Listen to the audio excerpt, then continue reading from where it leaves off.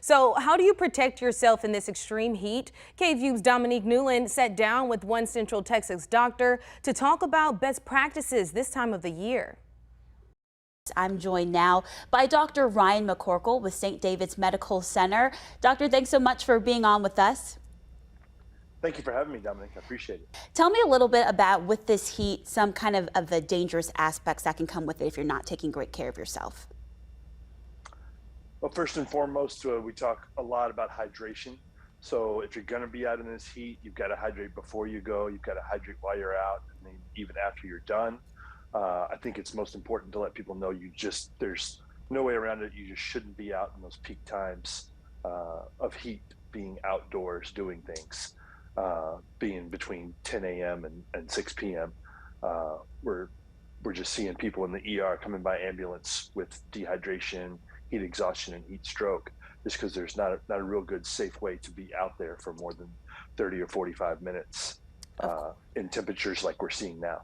Of course. And can you talk a little bit about the signs, I guess, to look for difference between heat stroke and heat exhaustion? What kind of is the difference between each of those? Sure. So heat exhaustion is where we start to sweat profusely. The heart rate goes up. We get real lightheaded. That's when you start getting into heat exhaustion. When you move from heat exhaustion into heat stroke is when people start to get confused. Their mental status decreases, they get sleepy, and then they stop sweating.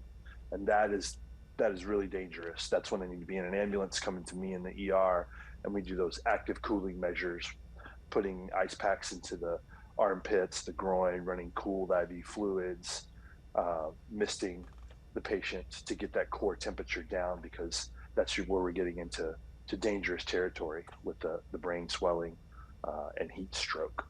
Yeah. Now, are there any medical tips you would say that are better to do during the hotter months, whether it's, of course, stay hydrated, but maybe have more electrolytes? Is that something? Or what do you tell people who come in for heat stroke, heat exhaustion to practice at home? First and foremost, it's water. We try to keep it simple. We're not trying to sell people anything. It's just hydrate with water. Sure, any of the electrolyte drinks. Usually we prefer the ones that are lower in sugar. Most of the commercial sports drinks offer the half sugar or low sugar options, because we find that too much sugar can make things worse, give people a secretory diarrhea. So those sports drinks cut half and half with water, or one of the lower sugar options is something we prefer. But and we use things like Pedialyte in the ER for little kids who get dehydrated, that has electrolytes in it as well. So water first and foremost. If you want to use one of the commercial electrolyte drinks, that's great too. All right. Well, Dr. McCorkle, thank you so much for being on with us. Some great tips to keep in mind, really, especially during these summer months, but just year round, to keep you and your loved ones safe. We appreciate you speaking with us. Thank you very much for having me, Dominique. All right. Thank you.